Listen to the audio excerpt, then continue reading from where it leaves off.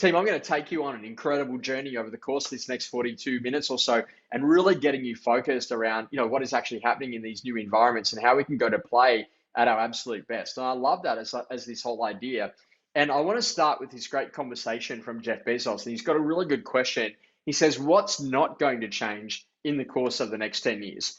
And I think that's a really important thing. In a world that literally tells you that everything's changed, what are the things that aren't going to change? And really, to me, every business is going to need a vision, and it's going to be up to you to make sure that you go and set yours. Now, recently I was watching the Salesforce Dreamforce conference from America, and Mark Benioff, he said a really interesting conversation. He says, what you got to start thinking about is that we live in a digital world now that happens to have physical interactions, as opposed to living in a physical world where sometimes we would have digital interactions. So the digital world is certainly here to stay, and everything that we've done previously in our past is in a position that it's now being digitized, whether or not it's showing our driver's license to a policeman, to right the way through to how we go and book a hire car, what we do to book flights, accommodation, what actually happens in how we go to buy real estate. That whole conversation from where we find that intent to want to purchase, checking in at things like open for inspections, moving our way through to great video tours of properties, also too doing listing presentations over things like Zoom and making all of that happen, right the way through to exchanging contracts now live, regardless of whether or not that particular person is directly in front of you or on the other side of the world. So this digital conversation is a really important one. And really what I want you to think about is that it doesn't really change too much of what we do. It just changes the way that we go to do it with the consumer. And now it's faster and easier and better and more consistent in its approach, and also too more compliant, because we can use forms and digital capture tools to get as much information as we can from consumers. And this is going to be a really important phase, because although we've been through one of the biggest residential booms that we're ever likely to experience in both Australia and New Zealand, we know that the regulators are fastly moving to try to taper what is happening in these markets. And it's interesting, some of the interesting stories in New Zealand with 40% deposit requirements for investors, 20% deposit requirements for mum and dad, the whole conversation of looking at our debt to income ratios, further analysis about what's actually going on in market and what they can do to try to encourage first home buyers into the marketplace. Versus here in Australia, a change in our assessment rate only late last week, which actually now means that buyers have 5% less to spend than what they would have if they had got pre-approval only 30 days ago on their home loans. And so as a part of that conversation, I want you to open up and literally today be really aware of the difference between what we've got to call the knowing and the doing gap. So this is the stuff that we know that we're supposed to do, but this is the stuff that we're actually doing.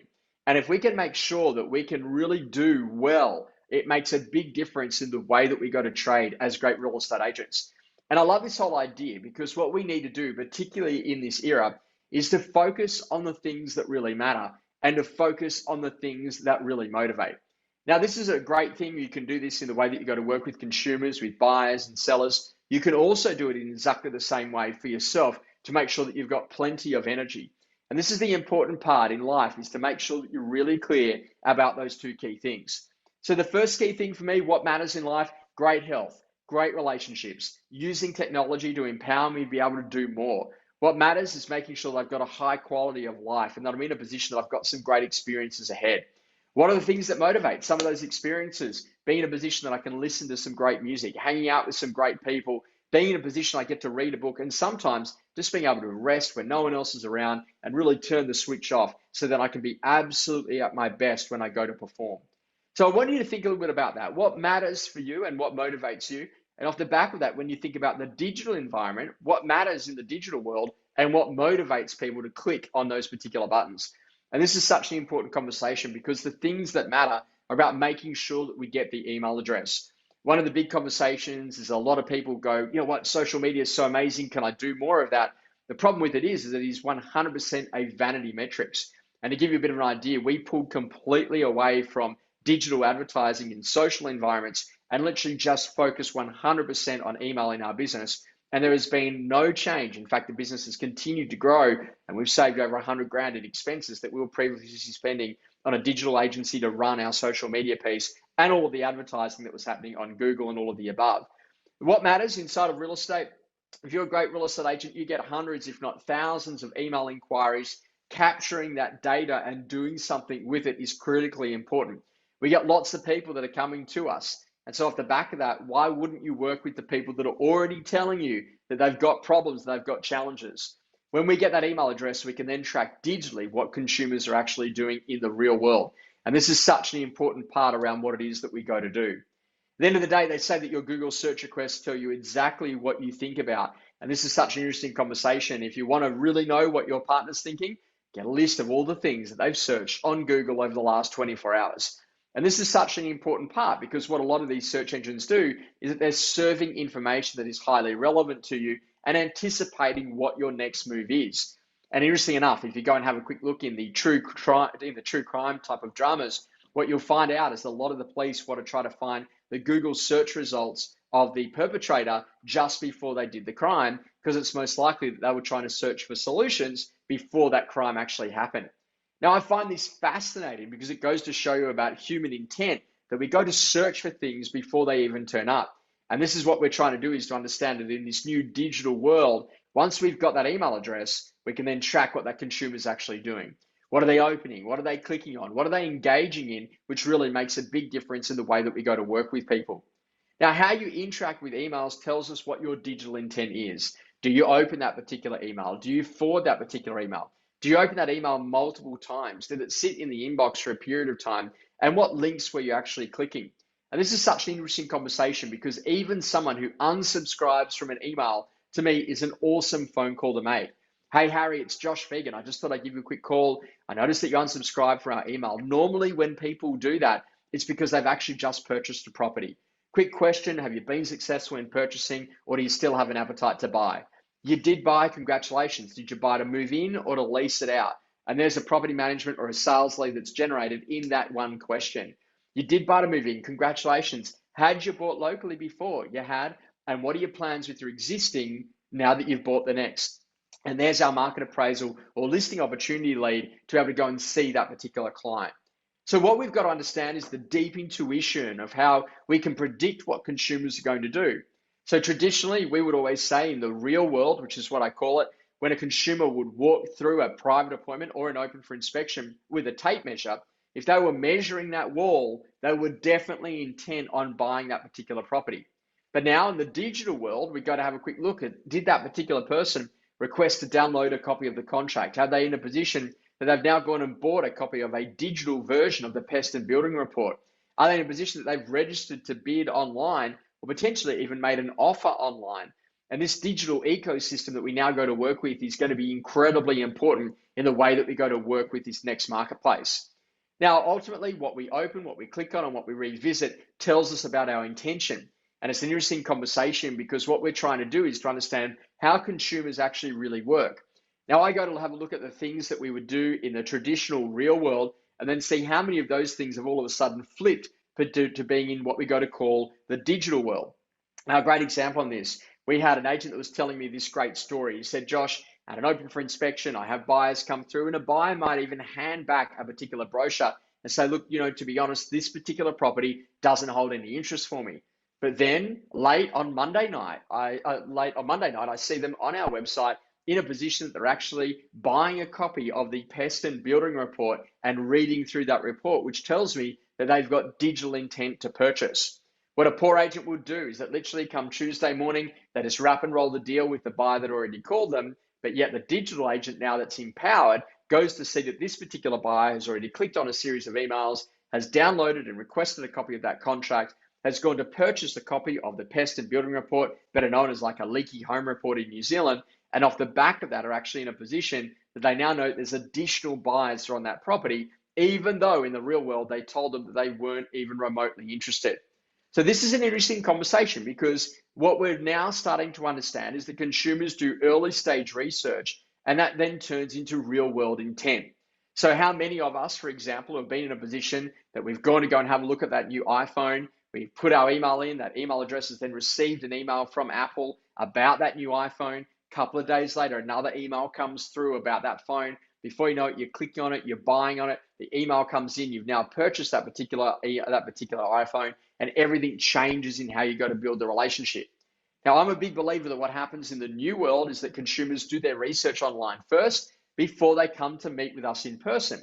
And that by the time someone actually gets in front of us, they're already there ready to list. And this is such an important conversation. When you walk into a listing presentation, I want you to walk in as though we already know that they're ready to go.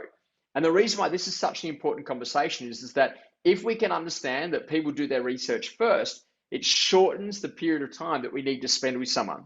Now, the best agent in Australia is a guy by the name of Alexander Phillips. And interesting enough, Alex is always saying to me, he said, Josh, if that listing presentation is more than 30 minutes, then we're probably in trouble. What we want to know is that what is the consumer watching? What are they looking at? What are they reading before I turn up? So that when I turn up to that listing presentation, I've already got that instant rapport that's been built with them over that period of time.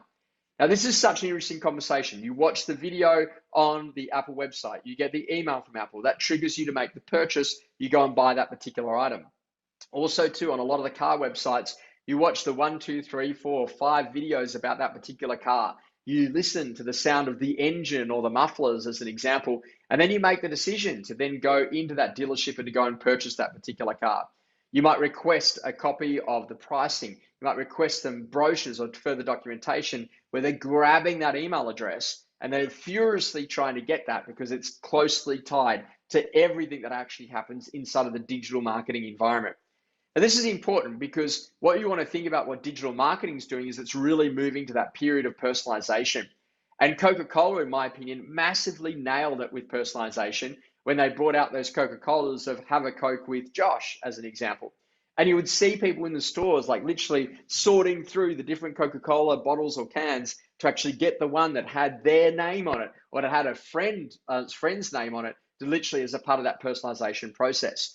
You see people go to Chanel and Louis Vuitton to go and get their names on those particular bags. And this is a really interesting conversation that we have moved into the era where it's everything about me as the customer. Now, this deep personalization runs in what you got to be doing in being a great real estate agent. And this whole conversation is that we now live in a fast world where relevant content absolutely wins. So I'll give you a great story and a great example. I was in a position that I purchased a property in Melbourne. I still own that property today. And over the 3 and a bit years of ownership, I've never heard from that particular agent that I actually bought that particular property from. Interesting enough, there is a competing agent in that marketplace who found out that I was actually in a position that I bought in that particular building. I rang him and asked him about some recent sales that happened in the area.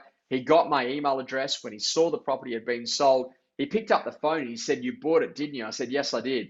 He then went and automatically added me to his active pipe subscription list. And you wouldn't believe it, every single time that he sells a property or lists a property within a 1.5 kilometer radius of my particular investment property there, I received that email from him. And this is such an interesting conversation because we've got different groups of people that exist inside of our business and different types of people need to receive different email campaigns. Now, that may be that a buyer receives all of the new properties that have been listed in a particular area that suit their very specific criteria. And this is about getting smart in that digital environment, allowing consumers to press one button and to update their preferences on what it is that they're looking for in terms of bed, bath, car, price point, areas, all of those things, which is what ActivePipe does the heavy lifting for on your behalf. The secondary part is to then have a quick look about what this particular guy has done, where he's put me down as being a future seller. And so literally I'm added to that future seller list to receive those automated emails that come directly from ActivePipe around the new properties that have been listed and the properties that have been sold over the course of this last 24 hours. Now, the interesting conversation, I receive that on a regular and consistent basis. It's not too much, it's beautifully timed, but the interesting conversation is it's very tailored towards me and my particular world. Now, ultimately, you build relationships by being relevant, by making sure that that relevancy will drive the frequency of the communication, and then you just need to be consistent in your actions. And what I'm saying to people is that allow technology and allow digital to do a lot of the heavy lifting so that you can really focus on those 1, 2, 3, 4 clients that are ready to do a transaction today. And this is interesting. If, for example, you had a list of people that was, say, all of your past clients, and you took all of those people and you sent an email out to them, and as a part of that, you said, "Hey, Josh, congratulations, you've owned your home for another year. You're now due for an annual checkup." Literally, that's where we pop out, give you an idea of the value, so then you can make some better decisions for the future. Simply click on the link below. We link it to your Calendly or Microsoft Bookings email. And before you know it, in seconds, those people can now be in a position that they're automatically booking in appointments inside of your calendar. Now, one of our clients did that only recently. He sent it out to 100 of his past clients, and 11 people within an hour of that email going out were in a position that they'd already booked in to come and do an annual checkup on their principal place of residence.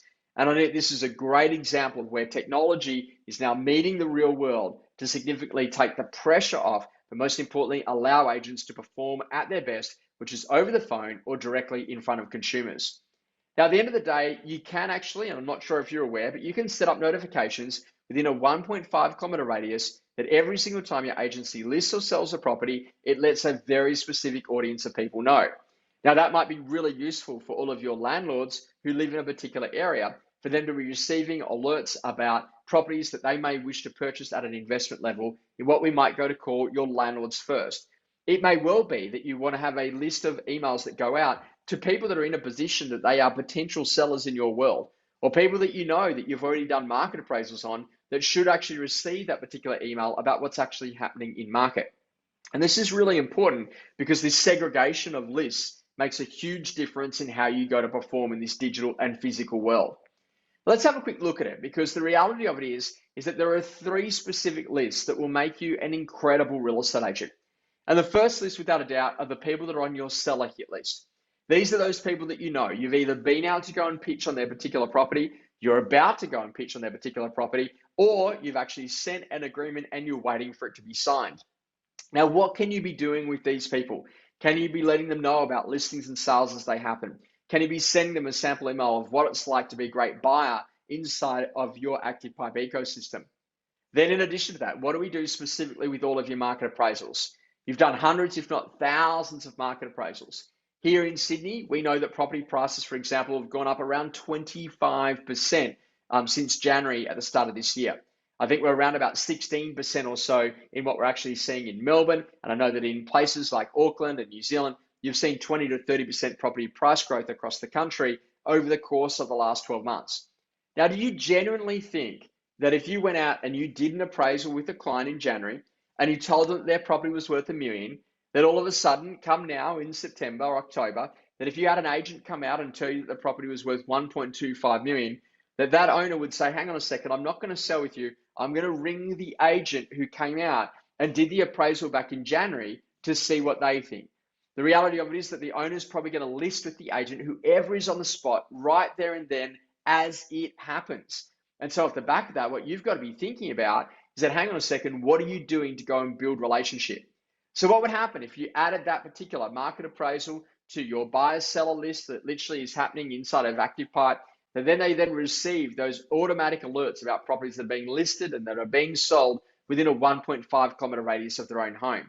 And that changes the entire way that we go to work with consumers, because digital is now serving very specific content to a very specific audience. Now let's have a quick look at that. I was only having a quick look at one of the things on Instagram the other day, and we might have about 14 or so thousand people that follow me. But yet if I post a really good story, maybe 1,000 people will actually look at that.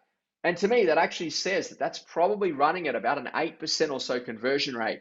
Yet I sent out a great email and it's running at around 33% open rate, where people are opening it and reading it, touching it, feeling it, and absorbing that particular material or content. Now, the third group of people that you want to have, apart from your seller hit list, your market appraisals, is then what we go to call your buyer-seller list. And the buyer-seller list is a very specific group of people that are actually in a position that if you find them something to buy, then naturally they will sell. Now, this is a really important list because we're operating in what has been traditionally one of the strongest trading markets that I've ever seen in the entire history of my career. So your ability to know who are the people that actually want to buy, that would naturally sell if we found them something to buy, is going to be a massive difference. So I want you to start thinking about what you can be doing to segregate your customer database, to get very clear about the custom journeys that you can be building, but most importantly, the email templates that you're going to need sitting inside of ActivePipe to make sure that you've got different emails being sent out to different styles of clients. Now, this is not about making it complicated. This is about getting seriously good at what you do. Now, imagine that you've seen a consumer who continues to be on your buyer-seller list, and every week they keep on opening that email about the new listings and about the sales that are actually happening in your area. Wouldn't that be a great person to get on the phone, to go and call and have a conversation with, because you're now seeing what we go to call their digital intent of what consumers are actually really doing. Now, this is kind of an interesting conversation because as we come to the close of this year, one of the big things that you've got to focus on is that who are the people that are going to be listing to sell before Christmas, and who are the people that want to be listing for the start of 2022. Now, let me give you a great story on this. One of the phenomenal brands, a powerhouse in Adelaide, an interesting brand by the name of Harris Real Estate, headed up by Phil Harris. They've got a really good idea. And Phil would say to me, we'd hardly do any sales in January. We really need to make things happen. And so what we did is we came up with this idea of a little page on his website, which would say launching in 2022. And then inside of his emails, we actually have this little heading called launching in 2022. And once we've signed an agency agreement, got some basic photos and ready to go, we literally have just that little address line and the bed, bath, car of all the properties they're going to be launching at the start of next year. Now, what we say to the vendors, we say, Mr. and Mrs. Owner, what would actually happen if during the course of November and December that we get a particular buyer who's very interested in wanting to purchase, that we could be in a position that if they miss out on a property at auction, then we could potentially come and show them your home. We get them through your home, potentially off market in that November, December period. If a great sale price is paid, great, we sell the property. If not, we then launch officially in January when it goes to those major real estate websites. Imagine that, people wanting to sign up to actually get on an email distribution list to get access to a specific group of properties that will be launching at the start of next year. Now, literally, Phil did that, and we've done it now for a number of years inside of his business, and we would get well in excess of over 100 transactions each and every January now because of that strategy to be listing from November onwards. So when you learn the power of using digital and in particular email to be able to go and drive specific content for a very specific group of people. Now, a great way to keep yourself nice and focused, motivated, and challenged at this time of the year is actually just to have a list of how many properties you would like to get listed before you get to the start of next year. And then off the back of that, how many properties you'd like to get listed to kick off 2022. And I know that Christmas lunch will taste so much better if you're actually into a position that you've already got a list of all of those properties that are already listed, ready for the start of next year. Now, it is a really important conversation because the way that you play the game here makes a difference on the overall success of what it is that you go to achieve. And this is an important part because in being a great agent, whether or not you're in the real world or the digital world, you need to understand what the powerful motivators are. Now, there are three really specific powerful motivators for sellers right now. The first one is the timeline methodology. That's where you're going to have a quick look at Christmas. You wind that back, let's say 30 days for settlement. If you want to be settling around the 20th of December, you need to be on the market no later by the 20th of November. That basically means, Mr. and Mrs. Owner, you've got about a month or so to make the decision to put your property on the market if you'd like to be sold and settled by the time we actually get to Christmas. Now, off the back of that, if you want to be doing it where you've got a settlement into Jan 30 for this new school year, you need to be on the market maybe in the next 6 to 7 weeks or so if you'd like to be sold and ideally settling before school goes back. We've then also got the conversation about the fear of market shifts. And this is where you want to be starting to think about that email that goes out every week. When was the last time you updated the template? And when was the last time that you updated some of the important news stories that you can be putting in there that give people confidence to proceed or the fear to have to do something today? Now, this is interesting because we know that literally there were some big changes that happened last week with the Commonwealth Bank coming out here in Australia and certainly APRA, the Australian Prudential Regulation Authority, which made some shifts, which basically reduced the borrowing capacity of buyers by 5%. We know that off the back of it, some of the negative gearing benefits literally have vanished in New Zealand as at the 1st of October. How do your buyers and how do your sellers find out about that new information? And are you making sure that you've got a really succinct opening paragraph which covers off on some of the essential things that buyers or sellers would need to know that may encourage them to hit back, reply on that email, or give you a quick phone call to actually have a conversation around how that may impact them in their particular world? And then there's also too the conversations around what we're seeing with various states of lockdowns and the COVID threats, even in places like Singapore with 82% double vaccination. They've got different versions of lockdowns that happen over time. And so what you want to think about is that we need to think how we're using digital tools to rapidly change the way that we go to work with those particular buyers and sellers. Now, at the end of the day, the 14-year-old at Macca's makes the decision if the fries go out. And what I want you to be considering is that as you go to scale and build a great quality team, how good would it be if you had someone who was doing buyer work who could literally log into the system, see all those buyers that are active, jump on the phone, ring those people, and identify how many of those buyers have already got something to sell. Or through their digital intent, by seeing that they're already looking at those recent sales, as well as the properties that are on market, that we can actually identify that those people are now in a position that they're ready to go and do something. And this is about really simplifying your business to make sure that you've got great digital tools that allow you to play in a much more powerful way. And this is such an important conversation because you want to push all the decision making to the lowest level of labor sitting inside of your team. And this is where, if we can understand what the digital intent of consumers are, that this is a better group of people for them to go to call. Now, traditionally in real estate, we hear people that are maybe not as advanced as they could be, who literally come and have that conversation with you where they say, oh, look, you should only ever have a database of 200 or 500 or 1,000 people. Whereas I'm of the opinion that if you've got authorization, if people have opted in, if they've given you permission-based marketing, I'm happy for you to have a couple of million of people sitting inside of your database. And the basic idea is here is that what happens in the digital intent is that although you might send that out to all of those people, we narrow it down to the people that are really looking to do something. And then we narrow that down again in good quality phone calls to the people that are ready to go now. And this is a thinking about how we use technology to scale the delivery of that basic customer experience. And you need to let go to grow because you've got to now make sure that you've got people that can do really good quality buyer work. Now we're hearing that in different markets in the country, that all of a sudden there's a bit of a shift in what's happening in terms of buyer sentiment.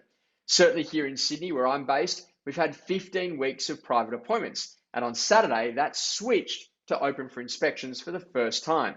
Now, all of a sudden, the buyers aren't as urgent. All of a sudden, the buyers are thinking, hey, we might just go overseas, as they announced an opening of our borders from the 1st of November here in New South Wales. Why is this such an important conversation? Because those buyers that are already clicking on the emails will be massively important to be getting them through properties so then they can go and do a transaction. And I want you to now start thinking that we actually live in a work anywhere digital world.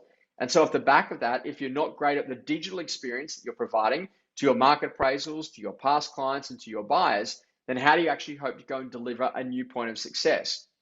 Now, in the real world, we look at people that have booked private appointments. They've come back for second appointments. They've made offers on properties. They've attended auctions. They were bidding at auction. They need to buy by a certain date or it already sold last weekend. But in the digital world, we have a look at who are the people that are the frequent clickers. Who are the people that have downloaded a copy of the contracts and strata reports, that have bought copies of pest and building reports digitally, or have made an offer digitally, or even registered to bid. And this is where you've got to start thinking differently, that sitting inside of the emails that you send, the alerts about particular properties, that you've got links towards their ability to be able to get a copy of a contract or request it at least, and certainly being in a position that they can also go and buy a copy of the pest and building report. Now, this sort of conversation rapidly changes how we operate, because if this is a digital world where we have physical experiences, how good do your emails actually look on mobile? How easy is it to actually click? And off the back of that, what are you doing with that data to make sure that you're having more powerful conversations? So if we have a physical headquarters, we now have a digital headquarters where work actually happens. And this is about logging in to go and have a quick look at those people that are actually doing something inside of that digital environment. Now, why this is important is it's about scaling the effort of others inside of your team so that you can go and pursue your personal Everest. And if you've already got someone who's clearly qualifying those buyers, who's working through with those buyers in a more powerful way, then it changes the type of work that you get to do as an individual. And that shifts us, because what we really want to be doing is training for high quality service delivery, so that we make sure that we can scale our service delivery, not just across one or two, but hundreds of buyers and sellers that we get to meet. And the servicing of those buyers and the experience that they have in receiving content that's very specific, that's relevant, that is highly targeted, actually changes the entire relationship that they have with the brand. So we live in what we go to call the experience economy, and it's time for you to play. So when I'm inside of your database as a past client, what happens?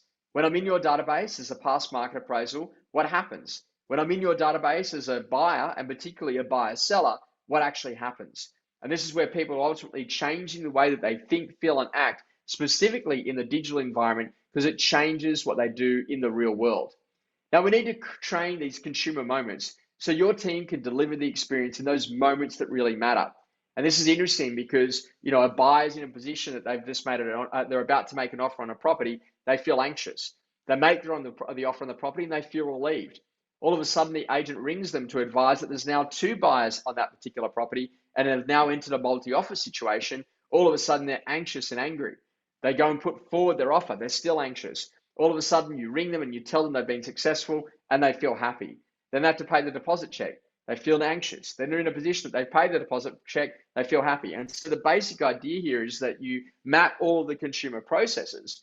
And once you identify what are the angry moments, the unhappy moments, how can we deliver some very specific content that helps buyers in their customer journey to understand about that? And that's what ActivePipe and their content team have done, is about building some new templates and better quality copy where you can actually be importing some of those stories that actually help people through those particular situations. And at the end of the day, there's 3 questions for any business to answer. And those questions are about, how do we actually go to generate our leads in this business?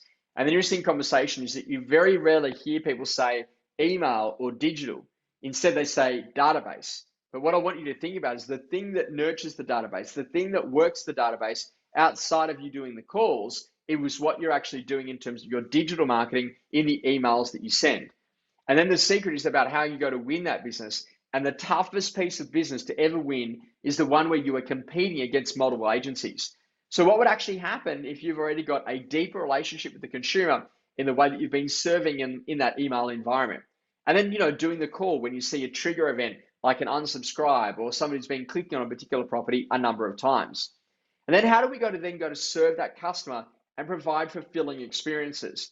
And this is what digital's now doing, is it's actually replacing mega workforces with highly skilled operators that actually have technology as an advantage to scale their human efforts.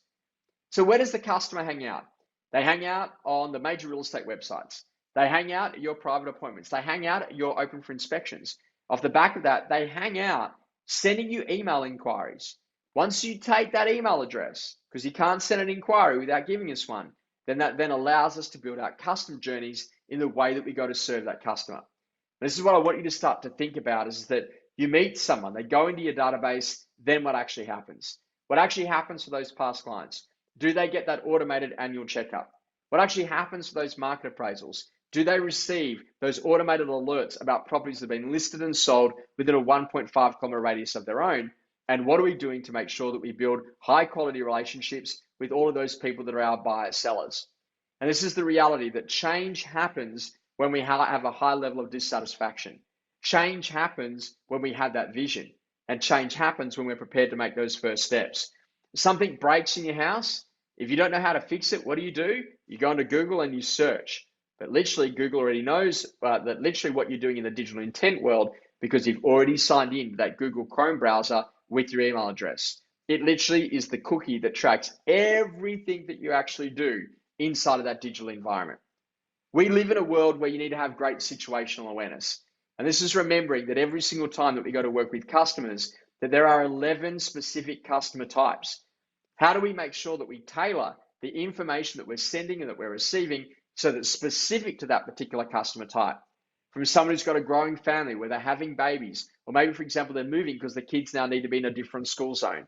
Deceased estates, divorces, investors, developers, job relocations as a part of work, bankruptcy, some of that nursing home type stuff. All of a sudden, mum's had a trip and fall down the stairs and didn't need to be in one, but is now going to be in an assisted care facility. Aspirational sellers, those people that are looking to a position that they're looking to buy that architecturally significant property in the area. And also, too, those people that are downsizing because the kids have left home. The secret to booming your conversion rate is changing your subject line. The secret to booming your conversion rate is making it really active in terms of the buttons that people can click inside of those emails that relate specifically to the things that are going on in their world. And that then allows us better quality digital tracking so we know what we can go to do next. So as we come to finish that, Harry, I think that it's a really great way for us to be able to interact in this environment. I know we've got a couple of questions that will be coming in, and I left a few moments at the end of our session today just to make sure that we could deal with those Q&As. So Harry, maybe some of those questions and any key things you might have picked up today or you want to ask me, more than happy to try and help as much as we can. Beautiful. Thanks, Josh. That was, as usual, an insight-packed 30 minutes. You always seem to manage to fit a whole lot in. I don't know how you do it. But yeah, there was some really interesting insights there. I picked up one of the start really caught my attention was you talked about what matters versus what motivates you, and getting email, obviously really important. And then what was really interesting for me is what motivates your clients to click on your emails. I think that's important because it's really a shift in perspective of looking at it from the customer's perspective rather than what am I going to send them? It's more about what do they need from me right now? What does this specific persona need from me? So I thought that was really, really cool. Interesting enough, Harry, we did a quick little thing on a Q&A the other day on, we're doing this little thing on Fridays on our social, to try to get some engagement, right? And there was a question that we asked, would you rather do an email campaign or a social media campaign? And people, it was 50-50. And one of my clients actually came back to me and he said, do these people not realize how to market? Why the hell would you go into that social environment and to be in a position where you've got all these other people competing for the space when you've actually got a digital audience that's given you permission that says, please connect with me, please serve me around my particular needs, and go and do that. And it's such an interesting conversation. We've been really big on building our email list by permission. You come to our ARIC stand over the years, Harry, what do? You get a Josh Phegan bag, you've got to give your email address. And there's a reason why we did it, because we understand that permission-based marketing is so important. And I think that what actually happens is that people get kind of tied up by the vanity metrics and being in a position that they look like they're doing marketing as opposed to the marketing that really works. Now, Harry, we've got this question here. Let's have a quick look at that. Can you please expand on the seller hit list and market appraisal contact list in terms of who those contacts are and what you recommend doing with regard to active pipe and follow-ups? So, Harry, you can help me a little bit on this, but the big thing I think about is that a seller hit list are those 4 or 5 people that you've already pitched on work for. So you've already been to the listing presentation. You're trying to win it and you're thinking, what do I now do in the course of this next couple of days to make sure that I can be really consistent with these particular people? And it's about really learning what is the information that I could go to send them that could rapidly change the entire way that I go to do the work. Now, a lot of people don't really realize the power of like really good quality lists. But this is something, Harry, that I'm going to show you that actually happens to me in my environment and in my little place of Balmain where I happen to live, right? So this is an email that I received from an agent, and it's actually an email that they send through. They just customize their template each week, and it's actually got a list of all of the new properties that have come to market in Balmain, as well as all the properties that have been sold. And get this, Harry, it's not just by their agency, it's by every agent in the area. So there's a bit of manual heavy lifting here. It's not as automated as people would like it, but they actually go through to the major real estate websites. What are all the listings in the last 7 days? They go to the sold gallery. What are all the properties that have been sold in the last 7 days? Now, they've obviously got me, Harry, on what we got to call a buyer-seller list, right? It's an email template that goes out every Tuesday. They update the content inside of that, but it's really specific. And it's like taking the quarterly or the annual CMA report and now making it weekly. And the interesting conversation is that it does take a bit of heavy lifting, but that email goes out. Now, if you were sending this to a buyer-seller or sending it to the people that are on your seller hit list, wouldn't that just be an awesome thing for them to be receiving? Now, Harry, I'm not moving, right? But over the course of the last couple of weeks, I've been finding myself on Tuesday nights going for a bit of a drive in Balmain, past a couple of houses that have literally just been on market, but also too, having a look at the recent sales and clicking on those and seeing how close they came to suit my requirements. And I want agents to start to think about that why do our emails only contain all the properties that are actually coming on market? Why don't we have a good quality market snapshot of the properties that have also been sold? And it's like learning how to be really powerful in that. And that's certainly something that ActivePipe can do. And literally you can customize those templates, but also too, off the back of that, building it so it's smarter. And I think that a lot of people kind of thought, oh, it just sends buyer emails. No. There's lots of things that you can do in the segregation of that particular list, right? That's exactly right. And to your point, you made it an example earlier of where you were getting an agent who was sending you emails located within 1.5 Ks of your place. It's that like level of relevance and personalization that kind of really helps people stand out, agents stand out. Even if you're not looking to buy right now, like you just realize that agent's, he's got his processes set up, he's working smarter, not harder, and he's ready to serve me. And when I am ready, he's gonna be the guy I'm gonna call. So interesting enough, Harry, one of the conversations is it's all about, getting people and building that relationship. So, classic example, I haven't legally been able to go to London, where we've got quite a big business over there for the last 18 months. But yet there's so many people that have been receiving my emails, and we're going to be announcing shortly that we're going to London the week before Christmas for a 5-day tour.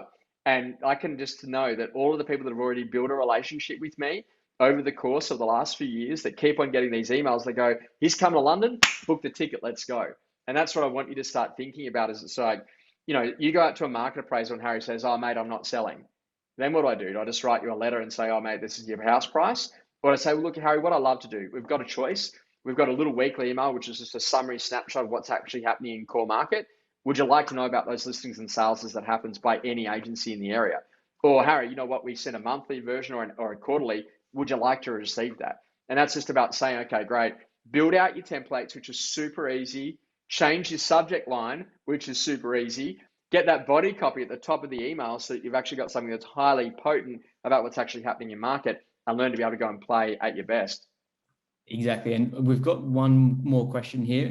What's the best way to manage unsubscribers who simply say they're not interested in getting emails? Do we try to bring them back into the fold? I think the key thing is that once the consumer's opted out, they've opted out, but it's what's the question that you asked. And so what I want you to think is a little bit differently. So Harry, if you had unsubscribed, and I think from my reading of the Privacy Act, it was like you've got 7 days, literally once someone's unsubscribed to call them before it's illegal to do so in the Australian legislation, right? So if I jump on the phone and I go and ring you and I go, hey, Harry, it's Josh Phegan calling, but I just thought I'd give you a quick call. I noticed you unsubscribed from our email alerts. Usually people do that because of a couple of reasons. One, what we're sending isn't suiting your requirements. Two, you might have actually just purchased a property. Or three, you're no longer looking to do something in real estate. Did it happen to be any of those? Now, if they say, look, what you're sending doesn't suit my requirements, isn't that a chance to go and manage their preferences, change it is what they're receiving, put them maybe on a different list or to get different things? That's interesting. If they say, you know what, we're no longer looking to do something in real estate, okay, great. That might be the point where they've just opted out of the database and that's done. But if they've just been in a position that they've just purchased, well, don't we need to take them off the buyer emails and now maybe put them onto our buyer-seller emails, which we might send them on a certain frequency based on whatever their needs are. And that to me is a really interesting conversation. It's like they unsubscribe from what you've been sending because it isn't relevant. Shift the game on relevance, change the game in how you play. Exactly. It's really well put. It's just any unsubscribe is really just an opportunity to learn more about them. But we're almost at time now, Josh. Thanks so much. Geez, that goes quick, man. You can talk, Harry, I tell you. Cheers, mate. You can talk, coming from you. That's true. Yeah, it's awesome though. Like, literally, I just want people to get into this position that you really start understanding that the power and the success of life, right, is about going all in and don't always jump at shiny and new when established and capable significantly changes the game. And this is the big thing that we've learned. If there's anything that Google has taught us, it is absolutely that they track every single thing that we do. And I literally, Harry, over the weekend, I put one of those Google doorbells on my house. Mate, now it tracks who comes in and what time they come in and what it looks like. And I was like, wow, this world is mad. And you've got to start thinking that our email addresses are tied to everything that actually goes on in the world. So this is a new way that we operate. We've got to play very powerfully in it and make sure that we do the great kind of work that great agents do. So let's get into customizing those templates, updating the subject lines, jump into a lot of the key training that you need to jump into so that you can go and play at your best and start thinking differently about the distribution list that you can email out to. Thanks so much, Harry. Great to see the pandemic-proof haircuts, mate. We're getting through. We look forward to seeing you in our next Active Pipe session. Thanks, team. Cheers.